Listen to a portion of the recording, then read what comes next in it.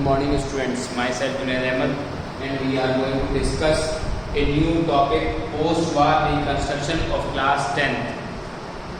बेटा हम आज पोस्ट वार कंस्ट्रक्शन के टॉपिक को डिस्कस करने जा रहे हैं जो हिस्ट्री के लेसन 3 के अंदर दिया गया है।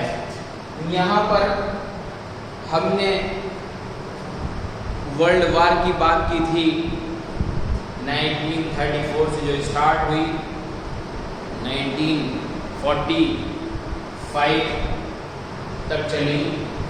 उसके बाद उसमें क्या कंडीशन हुई, कौन कौन से कंट्रीज उसमें इन्वॉल्व हुए, आपस में दो पावर्स के बीच वो लड़ाई स्टार्ट हुई और उसमें अलग अलग कंट्रीज अलग अलग पावर को सपोर्ट करने वाले इन्वॉल्व होते चले गए और फिर वो वर्ल्ड वार में चेंज हो गई।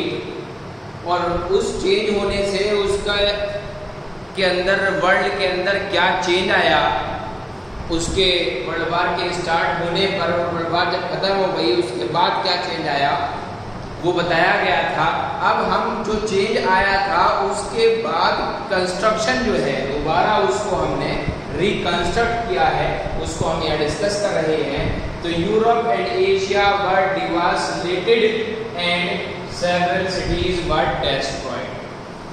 पहली बात तो ये थी कि जब दो सुपर पावर्स में एक वो जिन्हें हम एक्सिस पावर्स कहते थे जिसमें आपके डेवलप्ड कंट्रीज इन्वॉल्व हुए और एक आपके एलाइड पावर्स जिसके अंदर अंडर डेवलप्ड कंट्रीज इन्वॉल्व हुए, उन दोनों पावर्स के बीच वर्ल्ड वार स्टार्ट हुई। और उस वर्ल्ड वार का जो रिजल्ट निकल कर आया वो निकल कर आया कि जितने भी कंट्रीज इन्वॉल्व हुए थे वो सब इकोनॉमिकली, फाइनेंशियली, सोशली डिस्ट्रक्ट हो गए, बिल्कुल खत्म हो गए। तो यहीं पर उसी का एक एग्जाम्पल दिया गया है कि यूरोप एंड एशिया जो है वो दोनों कॉन्टिनेंट जो थे वो आपके और उनके जो बहुत सारे सिटीज थे इन दोनों कॉन्टिनेंट के वो भी डिस्ट्रॉय हो गए। हमने उनको दोबारा रिकंस्ट्रक्ट करने की कोशिश की, लेकिन क्या है कि रिकंस्ट्रक्ट करने के लिए ये एक टिपिकल टास्क है। दोबारा अगर वर्ल्ड वार के बाद हम अपने कंट्री को इकोनॉमिकली, फिजिकली, ज्योग्राफिकली और आपको फाइनेंशियली और उसके साथ साथ सोशली हम स्ट्रॉन्ग करना चाहते हैं तो हमें उसे दोबारा रिकंस्ट्रक्ट करना होगा। और रिकंस्ट्रक्ट के लिए कहा गया कि ये बहुत ही लॉन्ग प्रोसीजर है, लॉन्ग एंड डिफिकल्ट टास्क, और ये टास्क, ये जो एम है ये बहुत डिफिकल्ट है।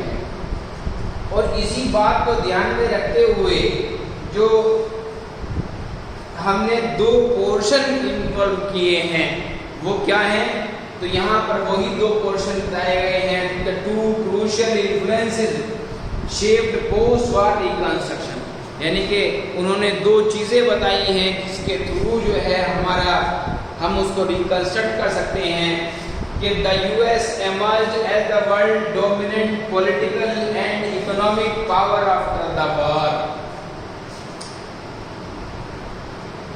जब दो सुपर पावर्स और एलाइड पावर्स के बीच वर्ल्ड वार हुई तो वर्ल्ड वार यानी वार का जो रिजल्ट निकल कर आता है वो ये है कि एक विन हो जाता है और दूसरी पावर जो है वो डिफीट हो जाती है।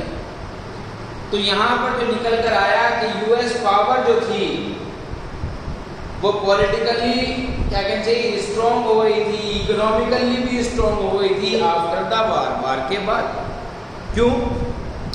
क्योंकि जितने भी एक्सिस पावर्स के अंदर कंट्रीज थे वो सब डेवलप्ड कंट्रीज थे ऑलरेडी, और डेवलप्ड कंट्रीज जो थे वो अंडर डेवलप्ड कंट्री के साथ फाइट कर रहे थे, वार कर रहे थे। तो ऑटोमेटिकली जो डेवलप कंट्री है वो इकोनॉमिकली भी डेवलप होगा, फिजिकली भी डेवलप होगा, फाइनेंशियली भी होगा और आपका सोशली भी होगा।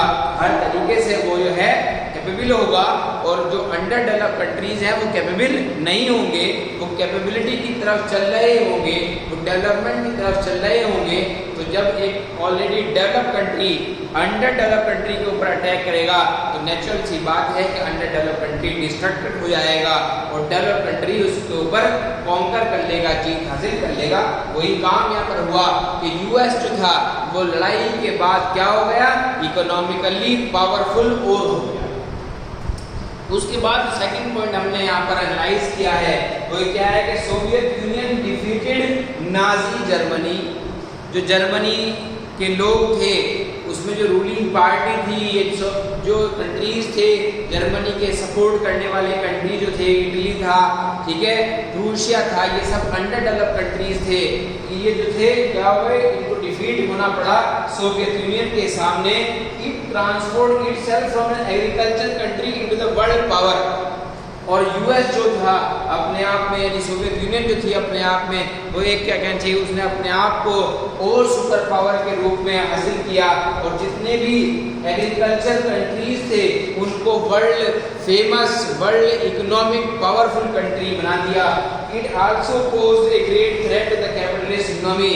और जब वो सुपर पावर बन गया तो उसने ऐसे कंट्रीज को भी धमकी देना स्टार्ट कर दिया कि जो जिनके यहाँ के अंदर, जिनकी कंट्री के अंदर इकोनॉमी जो है वो कैपिटलिस्ट इकोनॉमी वर्क कर रही थी, यानी कि जहाँ पर पूंजीपति लोग जो है, इंडस्ट्रियल लोग जो है राज कर रहे थे, ऐसे इकोनॉमिकल स्ट्रॉन्ग कंट्री को भी फिर यूएस ने जो है वो थ्रेट देना स्टार्ट कर दिया। तो यहाँ पर जो है हमने रिकंस्ट्रक्शन ऑफ द पोस्ट वार का टॉपिक को डिस्कस किया है। इसमें कोई आपको प्रॉब्लम हो तो आप मुझसे पूछ लीजिए।